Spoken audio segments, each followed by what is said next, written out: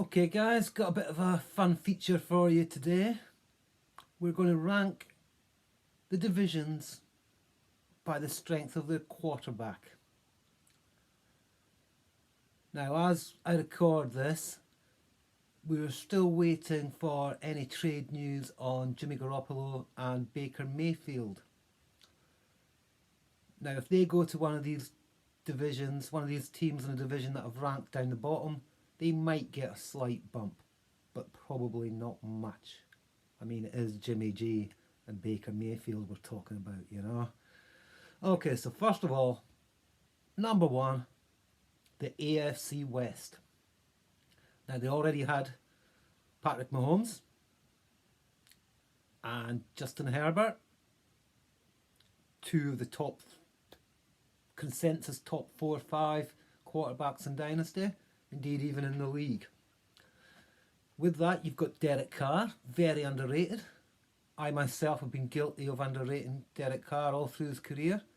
He's finally got a true wide receiver one in Davante Adams. So we're expecting better things from Derek Carr yet again this year. And to wrap it off, we've got the arrival of Russell Wilson at Denver. So that's 3 star quarterbacks and a 4th good quarterback. Potentially you've got 4 QB1s there. That's top 12. Coming in at number 2 is the AFC North. Now we've got Joe Burrow, we've got Deshaun Watson, we've got Lamar Jackson, and we've got Mitch Trubisky.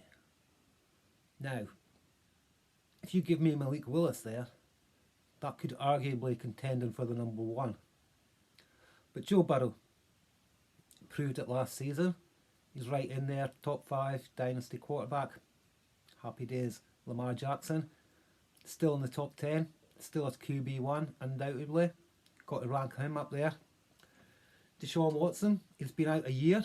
If he can return to his previous form, there's no doubt he's a top 8 dynasty quarterback. So yeah, you've got 3 there. Again, QB1 performances. You're happy to rank them at number 2.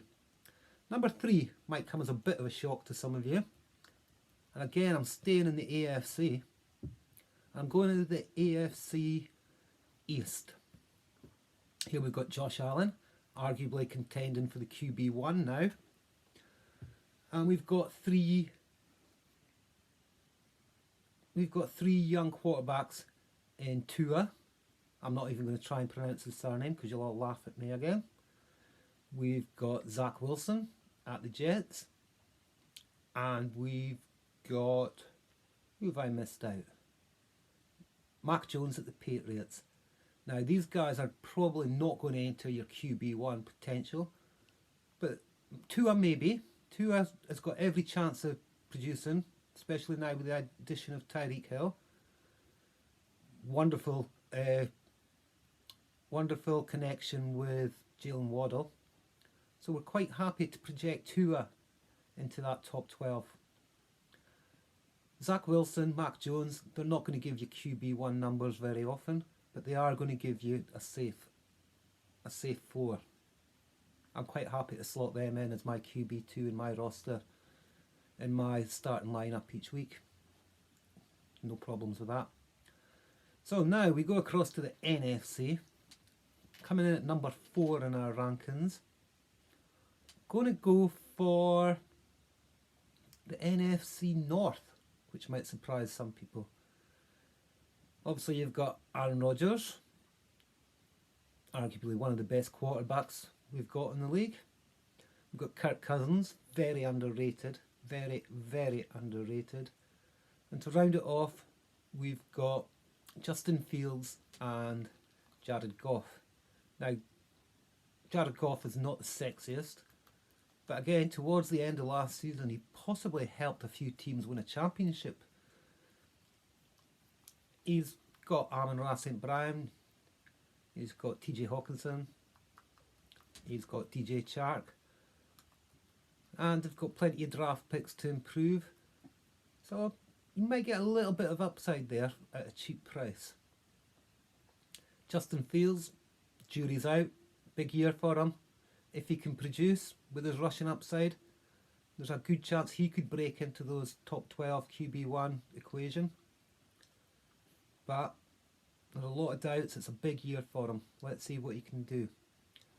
So that takes us to our 5th ranked division, and we're going to go with the NFC West.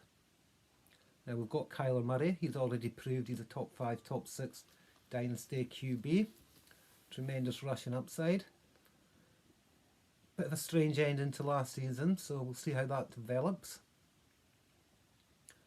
Over in San Francisco, we've got Jimmy G, but we've also got the exciting prospect of Trey Lance. Now, if Trey Lance is as good as we're all hoping he's going to be, then he's another one that's entering that top 12 equation, especially with the rushing upside and some great weapons around him.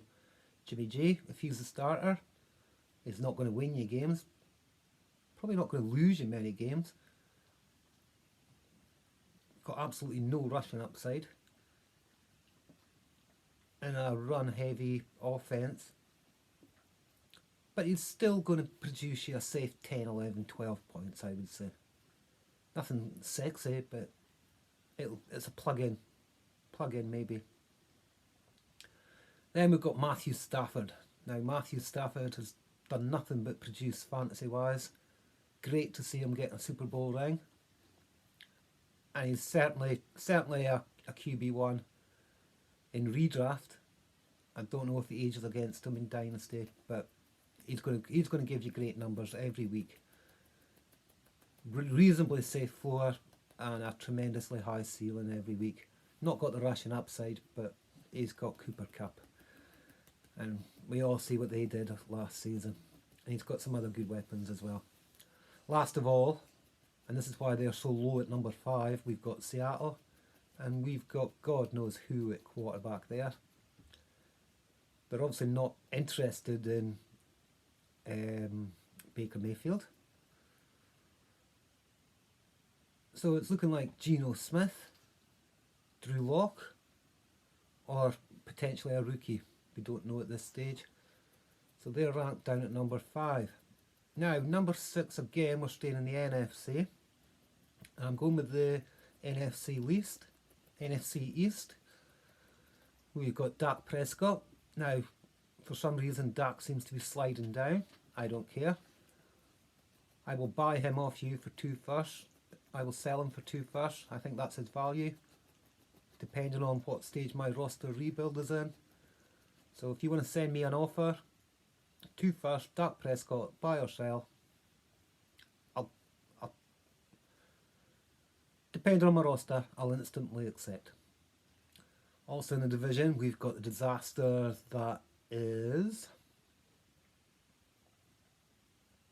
Carson Wentz at Washington.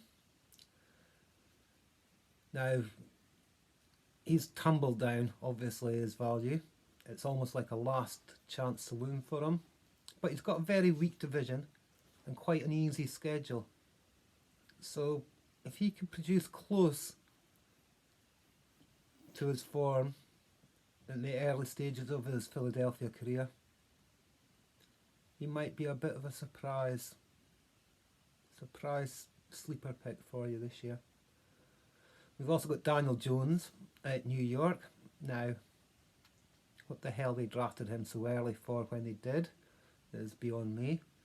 He's shown he's got flashes, but he's not a starting quarterback in the NFL. But we'll watch how that develops. And last of all, we've got Philadelphia with Jalen Hurts. Jalen Hurts. Absolutely great for Dynasty. But is he here just for 1 year? Is he here for 6 games? The numbers he produces in fantasy is brilliant, but he has to be absolutely one of the worst quarterbacks in the league. Coming in at number 7, we've got the AFC South. Tannehill, nothing flashy. Trevor Lawrence, potential is there. If he can turn it around, he can enter the QB1 top 12 equation. We've got Matt Ryan over at Indianapolis. Now he was the MVP a few years ago. Terrific passer of the ball. And rounding off, we've got Houston with Davis Mills. Now he's did all right, but that's why they're ranked number 7. Bottom of the list, hard to say this, NFC South with Tom Brady. But in Dynasty, he's only got 1 year left. Over at New Orleans, we've got Jameis Winston. He's looked okay. Atlanta, Marcus fucking Mariota. Trash. Throw him in the bin right now. And then we've got Carolina with basically someone we've picked up off the street as their quarterback. Hey, you walking past the training ground, come on in and play quarterback. You can't do any worse than what we've got. So there you go, guys. Quick summary. AFC West, AFC North, AFC East, NFC North, NFC West, NFC East, AFC South, NFC South. Let me know what you think, and more importantly, let me know why you think different. Bye for now.